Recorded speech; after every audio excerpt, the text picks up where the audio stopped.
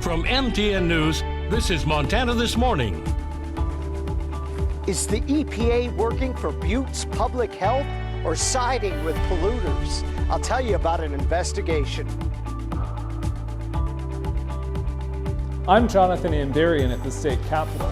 An investigation into a series of suspicious letters addressed to members of the Montana legislature is continuing. I'll have a closer look at what we've learned as more of the letters have surfaced. All right, 6:34 on this Tuesday. Jed Lehman, Jim McDonald, Matt Elwell with you here. A lovely morning over the mining city right now. Yeah. Thanks to our friends at Community Hospital of Anaconda. Lovely morning pretty much everywhere. It really is. It's pleasant. We do have a little bit of cloud cover, but I like that just because it makes for a beautiful sunrise. Yes, I think so too. Yes, most of us this morning holding into the 40s to near 50 in much of the area. We are looking at some afternoon thunder showers trying to fire off starting around the noon hour, 11 and 12 o'clock. We'll see these showers starting to fire off and continue through the early to mid-evening before fading out.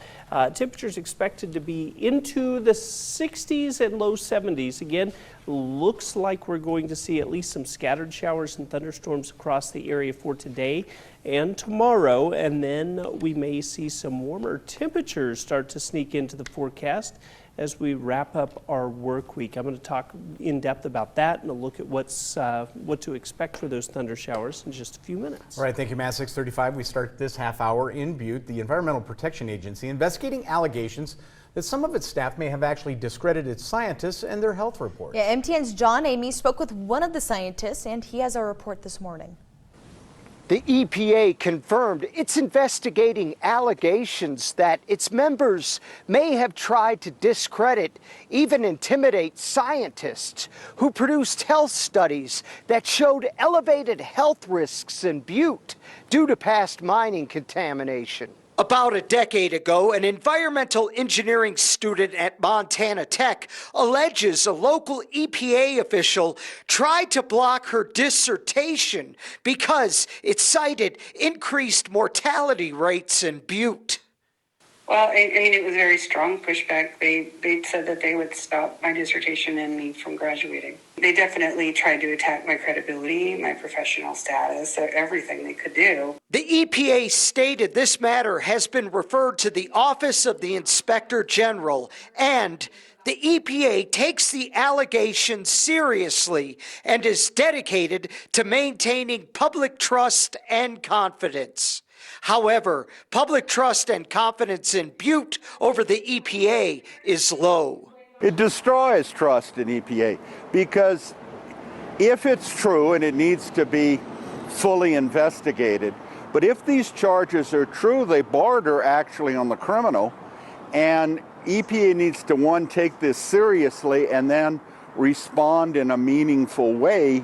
U.S. Senator John Tester said in a statement he supports the investigation into the allegations, adding, "I will hold anyone accountable to ensure this community receives answers and will continue to fight for the cleanup the folks in Butte deserve."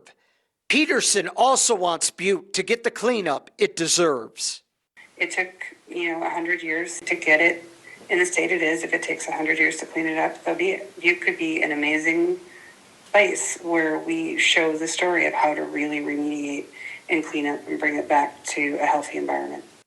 In Butte, John Amy, MTN News. Certainly a story we're going to continue to follow. Meantime, in other headlines this morning, Jefferson County Sheriff's Office, Whitehall Emergency Services responded to a UTV side-by-side rollover on Sunday afternoon at Delmo Lake. Yeah, Sheriff Tom Grimesrud says that one person sustained a life-threatening traumatic injury and was treated by a medical professional on scene before being airlifted to St. James Healthcare in Butte. The sheriff says that the remote area has some challenging terrain, and he encourages drivers to use caution. Also, Yellowstone National Park says the Mammoth Hotel will reopen this weekend after being closed for more than a year. Yeah, the Park Service says the hotel and cabins will reopen this Saturday, while the Terrace Grill is now open for sandwiches. Will add breakfast beginning on Sunday. Tours from the hotel will resume on Saturday, but the large Mammoth restaurant reopening, well, that's been delayed. The story we first broke over the weekend. Over the last 3 days, more Montana lawmakers have reported receiving suspicious letters, bringing the total now to 4 so far. Yeah, MTN senior political reporter Jonathan Amberian has the latest on what we know about the investigation. As more suspicious letters addressed to state lawmakers continue to surface, state and federal authorities are getting involved with the investigation, and we're learning more about some of the unknown powder included in the letters. On Monday, a spokesperson for legislative Republicans said House Majority Leader Sue Vinton received an envelope at a Billings post office. They said she turned it over to law enforcement, who tested it and found the powder inside appeared to be flour. Over the weekend, a letter was found at the state capitol, addressed to Republican House Speaker Matt Regier. The first 2 letters were reported on Friday, sent to Republican Representatives Neil Durham of Eureka and Rhonda Knudsen of Culbertson. They all followed the same pattern, plain white envelopes with local return addresses, but postmarks from Kansas City, Missouri. Because the suspicious letters were sent through the mail, the federal government has primary jurisdiction. In a statement, the FBI confirmed they're investigating, saying, quote, "Law enforcement and public safety officials are working to determine how many letters were sent, the individual or individuals responsible for the letters, and the motive behind the letters. As this is an ongoing matter, we will not be commenting further regarding our steps or methods, but the public can be assured that law enforcement will continue to keep the public safety as its top priority. The FBI would also like to remind everyone to exercise care in handling mail, especially from unrecognized senders." The Montana Department of Justice said these envelopes appear similar to ones sent to a number of states, including lawmakers in Kansas and Tennessee. Division of Criminal Investigation Administrator Brian Lockerbie said in a statement, quote, "This appears to be a deliberate attempt to stoke public fear and interrupt our government process. We're working very closely with the FBI and our local law enforcement to ensure the safety of our elected officials and the public." The Montana Department of Justice says the FBI laboratory and the Montana National Guard Civil Support Team will also be able to assist with testing these unknown substances. In Helena, Jonathan Amberian, MTN News. That's another story we're going to continue to stay on top of. Meantime, this one is near and dear to me, and I'll tell you later why. Americans have had a century-long love affair with AM radio, but now some electric vehicles no longer have it. Yeah, Chris Van Cleve has more on the efforts to keep the airwaves coming in loud and clear through car radios.